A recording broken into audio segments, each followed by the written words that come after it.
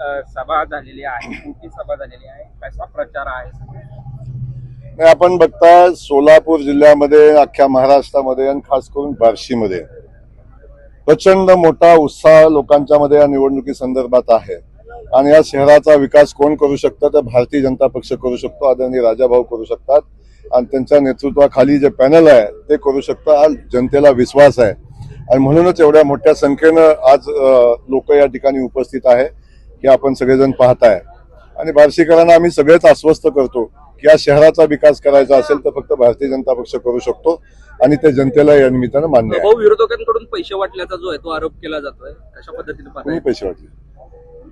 उत्तम जानकर असे म्हणतात की 11 नगर परिषदेसाठी 350 कोटी रुपये भाजपने आणलेले आहेत, अशा पद्धतीचे आरोप केले जातात आपल्याला. अरे त्यांच्या डोक्यावर परिणाम झालाय, त्यांना तपासण्याची आवश्यकता आहे.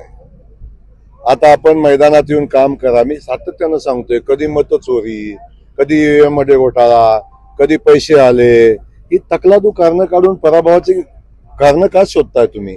अरे निवडणूक जिंकायची असेल तर लोकांच्यात जायला लागतं, लोकांचं काम करायला लागतं, लोकांची सेवा करायला लागते. ते करायचं नाही आणि पराभव होणारा अगोदरच माहिती आहे, म्हणून आपलं काहीतरी कारण शोधायचं. कधी EVMचं म्हणायचं आता ते संपलं, कधी मत चोरीचं म्हणायचं ते संपलं, आता म्हणायचं पैसा आला म्हणून निवडणूक हारलो.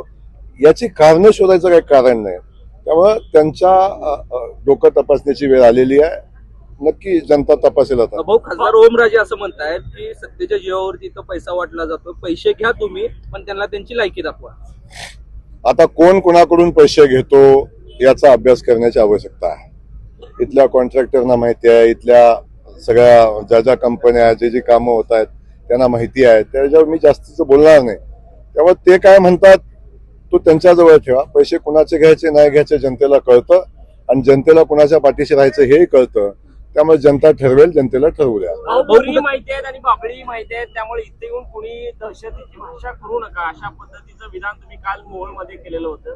खरं तर तुम्ही ज्या मंत्रिमंडळामध्ये आहात त्या वित्त खात्याचे मंत्रीच स्वतः त्यांनी असं विधान केलं होतं. त्यामुळं ह्या विधानाला काय पुढं काय कशी भूमिका मिळेल? नाही, बिलकुल कुणी विधान केलं तर मला माहिती नाही आहे. पण मी एवढं सांगेन की ज्या गावच्या बोरी त्याच गावच्या बाबळी, आणि अशा पद्धतीनं शेवटी भारतीय जनता पक्षाला च्या कार्यकर्त्यांना पण धमकावायचा प्रयत्न करत असेल तर भारतीय जनता पक्षामध्ये आपल्या कार्यकर्त्याची, नेत्यांची संरक्षण करायची क्षमता आहे. आणि त्या हिशोबाने आम्हाला बोरी माहिती आहे तर आम्हाला बाबळी माहिती आहेत. याच्या पलीकडे वेगळं सांगायची आवश्यकता मला नाही वाटत काय. भाऊ, अजितदादा असं म्हणतात की लाडक्या बहिणीचे पैसे जे आहेत ते माझ्या मार्फत जातात आणि पंकजा मुंडे असं म्हणतात की लाडक्या बहिणीची योजनेची संकल्पना ही माझ्या डोक्यातून आली. कुठेतरी श्रेयवादाची